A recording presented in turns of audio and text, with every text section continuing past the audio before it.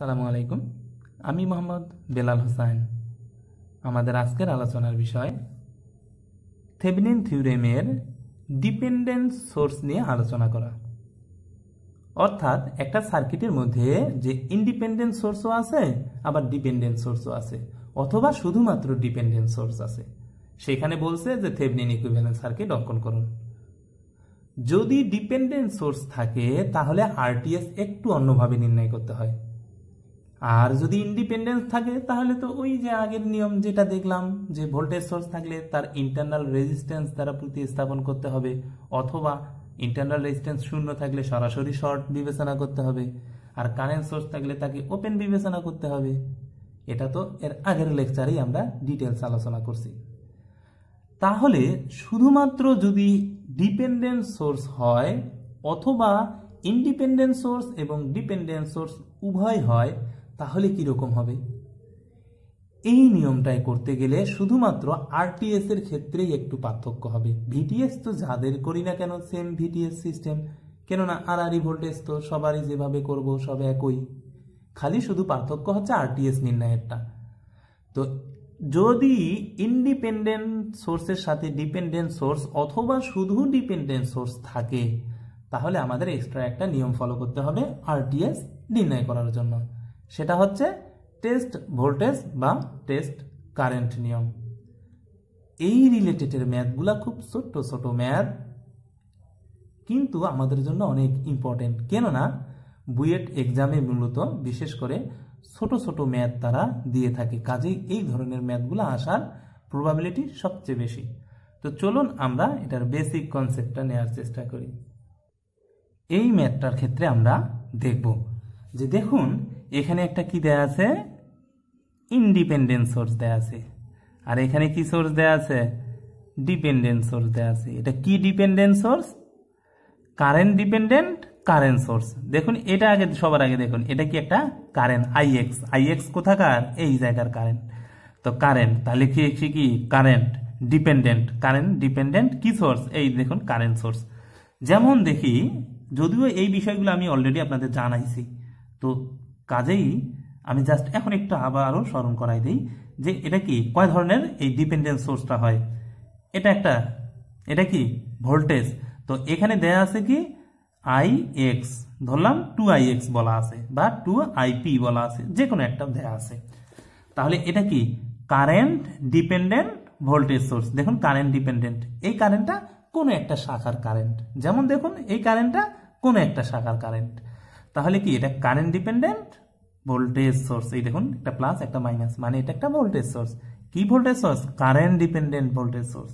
আচ্ছা, তাহলে এইবার এটা দেখি তো মাইনাস প্লাস, এটার ভ্যালু দেওয়া আছে 2vx। তাহলে এটা কি voltage dependent voltage source, current dependent voltage source, voltage dependent voltage source. আবার আরেকটা কি হইতে পারে দেখি, এটা হচ্ছে কি vx2, অর্থাৎ ভোল্টেজ ডিপেন্ডেন্ট। দেখুন ভোল্টেজ ডিপেন্ডেন্ট কি সোর্স? এটা কি সোর্স? Current source. অর্থাৎ এখানে এরকম ডিরেকশন থাকবে, সেটা এইদিকেও থাকতে পারে ওইদিকেও থাকতে পারে, এটা প্লাসটা এইদিকেও থাকতে পারে এইদিকেও থাকতে পারে, এটা এইদিকে থাকতে পারে এদিকে। তার মানে প্লাস মাইনাস যদি থাকে তাহলে সেটা ভোল্টেজ সোর্স, আর যদি তীর চিহ্নর মতো দেয়া থাকে তাহলে সেটা কারেন্ট সোর্স। তো কারেন্ট সোর্স আরেকটা হবে, সেটা হবে কি এটা কি ভোল্টেজ ডিপেন্ডেন্ট কারেন্ট সোর্স, আর একটা কারেন্ট ডিপেন্ডেন্ট কারেন্ট সোর্স, তীর চিহ্ন দেওয়া থাকবে, কারেন্ট ডিপেন্ডেন্ট কারেন্ট সোর্স। তো এই ধরনের ডিপেন্ডেন্ট সোর্স চারটা হয়। সেটা হচ্ছে সে সবসময় ডিপেন্ড করে কোনো না কোনো শাখার কারেন্ট বা ভোল্টেজের উপর ডিপেন্ড করে, সে তার ভ্যালু নির্ধারণ করে। আচ্ছা, এবার এই ম্যাথটা দেখি। তো এই ম্যাথটার ক্ষেত্রে যেহেতু থেভেনিন, তো থেভেনিনের ইকুইভ্যালেন্ট সার্কিটটা কিরকম হবে? একটা রেজিস্ট্যান্স থাকবে আর একটা ভোল্টেজ থাকবে। এই ভোল্টেজটা কি হবে? এর আরআরই, এটা ওপেন অবস্থায় তার আরআরইর ভোল্টেজ, অর্থাৎ এইখানের যে ভোল্টেজটা সেই ভিটিএস, এবং এইখান থেকে তার এই দিকের যে টোটাল রেজিস্ট্যান্স আসবে এইটার সাপেক্ষে সেই রেজিস্ট্যান্সটা, তার মানে এটা লাগবে। আর এইখানে যুক্ত হবে কি যে এইখানে, অর্থাৎ যে লোডটার আমরা বা যার সাপেক্ষে করতেছি তার রেজিস্ট্যান্স। তো তার রেজিস্ট্যান্স এখানে কি কিচ্ছু নাই, এটা ওপেন করা, তাহলে এটা ওপেনেই করা থাকবে। তো এই হচ্ছে আমার সার্কিটটা। এই সার্কিট হতে এইখানে এখন আমি ডাটাগুলা নিয়ে আসব। তো দেখুন সবার আগে যে জিনিসটা আমি বলি যে এটা যেহেতু একটা ডিপেন্ডেন্ট সোর্স আর এটা একটা ইন্ডিপেন্ডেন্ট সোর্স, তো দুই ধরনের সোর্স আছে এই জায়গায়, এটা কারেন্ট সোর্স, এটা ভোল্টেজ সোর্স। তো কারেন্ট সোর্স ভোল্টেজ সোর্স কোনো বিষয় না, এটা হচ্ছে ডিপেন্ডেন্ট সোর্স, এটা ইন্ডিপেন্ডেন্ট সোর্স। তো এইটার ক্ষেত্রে যখন আমরা আরটিএস নির্ণয় করতে যাব তখনই আমাদের মেইন প্রবলেম। তো সবার আগে আমরা ভিটিএসটা পরিমাপ করে দেখি, দেন আমরা আরটিএসে যাই। তো ভিটিএস যদি পরিমাপ করতে হয় তাহলে কি আসে, এই জায়গার কারেন্ট কত দেখুন। তো আমরা যেহেতু আগে সবার আগে ভিটিএস নির্ণয় করি, আরটিএস তো ভেজালের, এই জন্য আরটিএসটা পরে নির্ণয় করি। কেন ভেজাল? ডিপেন্ডেন্ট সোর্স আছে। আচ্ছা, তো আমরা সবার আগে ভিটিএস নির্ণয় করি। তো ভিটিএস যদি নির্ণয় করতে হয় তো দেখুন তো এখানে 10 ভোল্ট সরাসরি এটার প্যারালালে অবস্থিত, অর্থাৎ 4-এর। তো এটা কি সরাসরি এই জায়গায় কত আছে?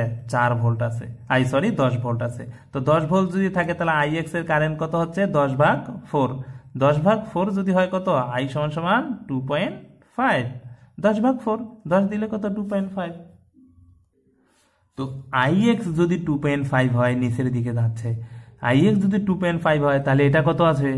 2, আর এটা 2.5 সমান সমান এখানে কত? 5। অর্থাৎ সার্কিটটা এরকম হচ্ছে, প্লাস মাইনাস রেজিস্টার, এখানে কারেন্টের ভ্যালু কত? 5, এদিকে কারেন্ট যাচ্ছে, দেন সার্কিটটা এরকম হচ্ছে, অর্থাৎ এটা এ, এটা বি। এটা এইখানে কত আমার কারেন্ট? আইএক্স সমান সমান 2.5, এটা হচ্ছে কত? 4, এটা কত? 10, এটা কত? 5। তাহলে দেখুন তো আমার কি দরকার এই জায়গার, অর্থাৎ ভি এ বি, এটা এ ধরছি, এটা বি ধরছি, তার মানে এটা প্লাস সাইড, এটা মাইনাস সাইড। তাহলে কি ভি এ বি দরকার। এ বি বলতে এই জায়গায় ওপেন অবস্থায় যে আড়াআড়িতে যে ভোল্টেজটা আসবে সেই ভোল্টেজটা, অর্থাৎ এইখানের ভোল্টেজটা আমার দরকার। এইখানে ভোল্টেজ কেন দরকার?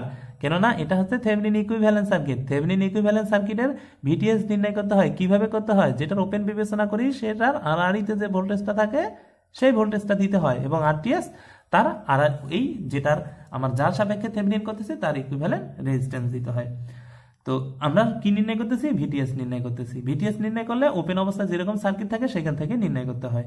তো এটা কত? কারেন্ট। এটা কি? Voltage, resistance. তো আমরা জানি না যে এটা কারেন্ট সোর্স যদি হয় আর এটা যদি রেজিস্ট্যান্স হয়, অর্থাৎ এটা প্যারালালে থাকে, তাহলে আমরা এটা ভোল্টেজ সোর্সে করতে পারি। ভোল্টেজ সোর্সে করলে এটা কিরকম আসে? যেহেতু ডিরেকশন উপর দিকে, মানে উপরে একটা প্লাস, এটা মাইনাস, এবং রেজিস্ট্যান্স এটা, অর্থাৎ এইরকম হয় সার্কিট।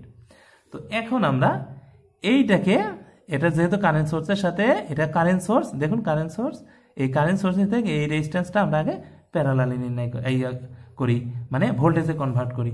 তো ভোল্টেজে যদি কনভার্ট করি কিরকম আসে সার্কিটটা? এটা প্লাস, এটা মাইনাস, এটা হচ্ছে 4, এটা হচ্ছে 10, তাহলে এটা কত?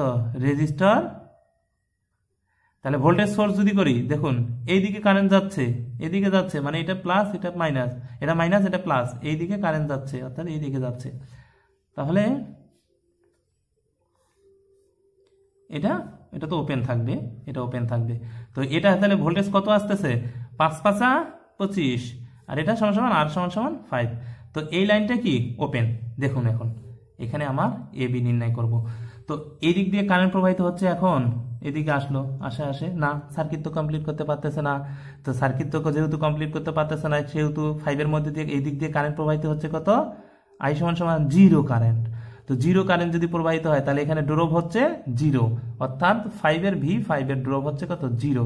তার মানে এই রেজিস্টার থাকা না থাকা একই কথা, কিন্তু এখানে তো ভোল্টেজ অলরেডি দেয়াই আছে, আমার তো দরকার ভোল্টেজ, তাহলে এই ভোল্টেজটা হিসাবে হবে। আমরা এখন কেভিএল ফেলাই এদিক দিয়ে, এটা প্লাস ধরি, এটা মাইনাস, যেহেতু এ বি, তাহলে ভি এ বি, পরেরটা নিলাম, এটার পরেরটা কি? -25, এদিকে আসলো, এটার পরেরটা কি? -10 = 0। তাহলে ভি এ বি সমান কত আসে? 10.35 ভোল্ট। তাহলে ভিটিএস কত পাইলাম? 35 ভোল্ট। ওকে, এবার দরকার আরটিএস, অর্থাৎ মেইন জিনিসটা এবার আমরা নির্ণয় করব। আরটিএস দুইভাবে নির্ণয় করতে পারবো, এক টেস্ট ভোল্টেজ और টেস্ট কারেন্ট। তো যাই ধরি না কেন, অর্থাৎ যাই ধরি না কেন, ধরলাম টেস্ট ভোল্টেজ এর ভ্যালু ধরলাম I0, আর ভোল্টেজ V0, 1 ধরবো, আবার I0 ধরি না কেন 1 ধরবো, অর্থাৎ কারেন্ট ধরি আর ভোল্টেজ ধরি, যাই ধরি না কেন 1 ধরবো। 1 কোথায় ধরবো? যেটা ওপেন করা আছে, অর্থাৎ যার সাপেক্ষে করতেছি আমরা, সাপেক্ষে দেখুন, সাপেক্ষে যার সাপেক্ষে করতেছি থেভেনিন ইকুইভ্যালেন্ট, সেই জায়গায় যদি ভোল্টেজ সোর্স দেই তাহলে 1 দিব, যদি কারেন্ট সোর্স দেই তাহলে 1 দিব, দিয়ে আমরা থেভেনিন ইকুইভ্যালেন্ট সার্কিট নির্ণয় করব। তাহলে আমার সার্কিটটা কীরকম আছে দেখি। এখন সার্কিটটা হচ্ছে এটা কত, আমি সবার আগে টেস্ট ভোল্টেজ দিয়ে করলাম, অর্থাৎ ভোল্টেজ দিয়ে একবার করে দেখি, তারপর আমরা কারেন্ট দিয়ে করে দেখব যে দুটার ক্ষেত্রে উত্তর একই হয় কিনা। তাহলে V0 সমান সমান কি 1, এটার ভ্যালু ধরলাম। এটা কোথায়? এটা এ, এটা বি। এ বি এখানে যেটা ওপেন ছিল, যেখানে ওপেন ছিল সেখানে কি একটা বাড়তি ভোল্টেজ অ্যাড করব, অথবা বাড়তি একটা কারেন্ট অ্যাড করব। কেন অ্যাড করব? যাতে আমরা আরটিএস নির্ণয় করব। কেন এটা লাগতেছে? এই কারণে লাগতেছে, এখানে ডিপেন্ডেন্ট সোর্স আছে, এই জন্য এত ভেজাল করতে হচ্ছে। এই ভেজাল করে আমাদের আরটিএস নির্ণয় করতে হবে। ভেজাল কিছুই না, জাস্ট আমি আপনাদের বুঝাচ্ছি, যার কারণে একটু বড় হচ্ছে, কিন্তু আপনি যখন বুঝে যাবেন তখন ম্যাথগুলা 2-3 লাইন 4 লাইন এর মধ্যে হয়ে যায় ম্যাথগুলা। তাহলে এটা কত? V0 দিছি। কিন্তু এই জিনিসটা মাথায় রাখবেন, যখন আপনি টেস্ট ভোল্টেজ বা টেস্ট কারেন্ট ঢুকাবেন এর ভিতরে, তখনই ওই যে বেসিক কনসেপ্ট যেটা, যে আরটিএস ইন্ডিপেন্ডেন্টের আরটিএস যেভাবে নির্ণয় করছিলাম সেইভাবে এখানেও নির্ণয় করব। ওইখানে কি নির্ণয় করছিলাম? যে যখন আরটিএস নির্ণয় করতে হয় তখন ভোল্টেজ সোর্সকে তার ইন্টারনাল রেজিস্ট্যান্স দ্বারা প্রতিস্থাপন করতে হয়, অথবা ইন্টারনাল রেজিস্ট্যান্স যদি না থাকে তাহলে শর্ট করতে হয়, ডাইরেক্ট শর্ট করতে হয়, এবং কারেন্ট সোর্সকে ওপেন বিবেচনা করতে হয়। তো যেহেতু আবারও আরটিএস এর খেলা হচ্ছে, আরটিএস মানেই কি, যদিও এখানে ভোল্টেজ লাগাচ্ছি আর কারেন্ট যাই লাগাই না কেন, আরটিএস এর খেলা তো এই আরটিএস যেহেতু বাড়ি করব, কাজেই ভোল্টেজ সোর্স থাকলে তাকে শর্ট বিবেচনা করব, যেহেতু এই ভোল্টেজ সোর্সগুলো সবসময় আইডিয়াল আমরা বিবেচনা করি, এর ইন্টারনাল রেজিস্ট্যান্স এখানে দেয়া নাই, তাহলে আইডিয়াল ধরলাম, অর্থাৎ ইন্টারনাল রেজিস্ট্যান্স 0 ধরলাম। তো 0 মানে কি? সরাসরি শর্ট। আর এখানে কত? এখানে আছে 4। তাহলে এখন দেখুন তো IX সমান সমান কত আসে? IX সমান সমান 0। এটা কত? 2IX। এটা দেখুন IX সমান সমান কি? 0। এই যে এটা শর্ট করা, এটা শর্ট করা মানে কি? এদিক দিয়ে কারেন্ট প্রবাহিত হতে পারতেছে না, যা কারেন্ট তো সবসময় সহজ পথ দিয়ে প্রবাহিত হয়, এই জন্য সহজ পথ দিয়ে প্রবাহিত হয়েছে। এখানে কারেন্ট হচ্ছে কত? 0, অর্থাৎ IX সমান সমান 0। যেহেতু IX 0, তার মানে কি এটাও 0, দেখুন এটাও 0, তাহলে এইখানের কারেন্টটা কি? 0। এই কারেন্টের নাম ধরলাম I1 সমান সমান 2 গুণন IX, অর্থাৎ 2 0 সমান সমান 0। আচ্ছা, I যদি 0 হয়, এখন আপনি বলতে পারেন তাহলে এটা যদি 0 হয়ে যায় তাহলে তো এটা শর্ট হয়ে যাচ্ছে, এটা শর্ট হইলে তো এটাও বাদ যাচ্ছে। জি না, দেখুন তো কারেন্ট যদি শর্ট হয়, কারেন্ট যদি 0 হয়, আমরা কি জানি R সমান সমান V ভাগ I। এটা যদি I যদি 0 হয় তাহলে এটা কি? ইনফিনিটি হয়, রেজিস্টার ইনফিনিটি হয়, তাহলে এর মাঝে রেজিস্ট্যান্স ইনফিনিটি, মানে কি এটা ওপেন। ওপেন হলে কিরকম সার্কিটটা হচ্ছে? প্লাস মাইনাস, এটা হচ্ছে কি 5, এখানে কি আছে? 5 আছে, এখানে কত? 1। তাহলে কি আসে দেখি। আমার দরকার কি? যেহেতু আমি টেস্ট ভোল্টেজ হিসেবে V0 ধরছি, এখন আমার নির্ণয় করতে হবে এখানে কত? I0, কেননা আরটিএস সমান সমান কি? V0 ভাগ I0। যদি আমি এটা I0 ধরতাম তাহলে আমি নির্ণয় করতাম V0 নির্ণয় করে আরটিএস পাইতাম। আমার উদ্দেশ্য কি? আরটিএস নির্ণয় করা। তো এই উদ্দেশ্যে আরটিএস নির্ণয় করলে, আর যেভাবে নিয়ম আরটিএস নির্ণয় করলে কারেন্ট সোর্স ওপেন করতে হয়, ভোল্টেজ সোর্স শর্ট বিবেচনা করতে হয়। তো সেইটা শর্ট করার পরে দেখা যাচ্ছে আমি যেহেতু V0 ধরছি I0 পাইলাম, I0 একটা সামথিং পাবো, কত পাবো সেটা দেখি। যেহেতু এদিকে ধরছি তাহলে এখানে কত? I0 আমার কত আসতেছে? I0 সমান সমান 1/5, অর্থাৎ এটা যদি প্লাস হয় এটা যদি মাইনাস হয়, এভাবে করলে 1/5 আসে, তাহলে 1/5 সমান সমান কি? 0.2। তাহলে এই হলো আমার 0.2। এখন আমরা দেখব কি হয়। তাহলে আরটিএস সমান সমান V0 কত? V0 আছে I0, V0 আমার কত? 1, I0 কত? 0.2, তাহলে কত? 1/0.2 সমান সমান কত? 5। তাহলে আরটিএস কি? 5 চলে আসলো। তাহলে আরটিএস আমার 5 চলে আসছে, তাহলে আরটিএস বসাও 5। তো এইখান থেকে আপনাদের কি ভেজাল মনে হচ্ছে? ভেজাল আসলে বাস্তবিক অর্থে কিছুই না। আরটিএস মানেই current source open, voltage source short, কিন্তু এখানে বাড়তি আরেকটা টেস্ট ভোল্টেজ বা টেস্ট কারেন্ট ধরতে হচ্ছে। এই কারণে ধরতে হচ্ছে যে এর মধ্যে একটা ডিপেন্ডেন্ট সোর্স আছে। তো এই তো দেখলাম আমরা কি ভোল্টেজ সোর্স দিয়ে। এবার আমরা দেখি তো ওই সার্কিটটায় কারেন্ট সোর্স নিয়ে। আচ্ছা, কারেন্ট সোর্স যদি নেই তাহলে সবার আগে সার্কিটটা অঙ্কন করি। তাহলে দেখুন এটা আছে কত 2ix, তো এটা কি ix, কারেন্ট সোর্স নিছি, কারেন্ট সোর্স সমান কি 1 ধরতে হবে। এখন নির্ণয় করতে হবে v0, v0 যদি নির্ণয় করতে পারি তাহলে rts সমান কত v0 ভাগ i0, v0 ভাগ i0, তাহলে আমার কত i0 এবার পাইছি, তাহলে v0 নির্ণয় করতে হবে। v0 যদি নির্ণয় করি, এখানে দেখুন যখন তাকে আরটিএস নির্ণয় করতে হবে তখন ভোল্টেজ সোর্সকে শর্ট বিবেচনা করতে হয়, কারেন্ট সোর্সকে ওপেন বিবেচনা করতে হয়। এটা তো ডিপেন্ডেন্ট সোর্স, এ কখনো ওপেনও হবে না, কখন ক্লোজও হবে না। এর কাজ হচ্ছে সবসময় অ্যাক্টিভ থাকা। সে অ্যাক্টিভ আছে কেননা সে ডিপেন্ড করে অন্যের উপর। তো এখানে কত, এটা শর্ট করা, শর্ট করা মানে এখানে জিরো, যেহেতু এটা পুরোটাই শর্ট, ix জিরো মানে এটা জিরো, অর্থাৎ কারেন্ট যদি জিরো হয় তাহলে আর ইনফিনিটি হয়। আর ইনফিনিটি হলে কি এটা ওপেন হয়ে যায়, ওপেন হলে কি হয় সার্কিটটা শুধুমাত্র এইরকম হয়, সার্কিটটা শুধু এইরকম হয়। এটা হচ্ছে 5, এটা হচ্ছে i0। তাহলে v0 সমান কত, v0 সমান এটা সমান 1, তাহলে 5 ভাগ কত 1, তাহলে 5 ভাগ 1 সমান কত 5। তাহলে rts সমান কি, rts সমান 5 ভাগ i0 সমান তো 1 ধরছি 1, তাহলে 5, rts সমান 5, তাহলে rts সমান এখানে বসাই দাও 5। এই হয়ে গেল উত্তর। এখন যদি বলে এটার নর্টনে করো, অর্থাৎ এই শাখার নর্টন কারেন্ট কত, অর্থাৎ শর্ট সার্কিট কারেন্ট কত, শর্ট সার্কিট কি নর্টন কারেন্ট কিভাবে নির্ণয় করতে হয়, এটার সাথে এটা কি করতে হয়। এখন আছে কিসে, ভোল্টেজ সোর্সে, এটাকে আমরা কারেন্ট সোর্সে কনভার্ট করব, যেহেতু তার ইন্টারনাল রেজিস্ট্যান্স আছে। তাহলে কারেন্ট সোর্সে যদি করি তাহলে এটা হয়ে গেল কি, রেজিস্ট্যান্সটা প্যারালালে হয়ে গেল। প্যারালালে কত আছে 5, তাহলে এটা কত আছে 7। তাহলে আমরা কি জানি, ভোল্টেজ ভাগ রেজিস্ট্যান্স সমান কি কারেন্ট, তাহলে কত 5 7 35, তাহলে এখানে কত 7, তাহলে এটা হলো 7 এম্পিয়ার।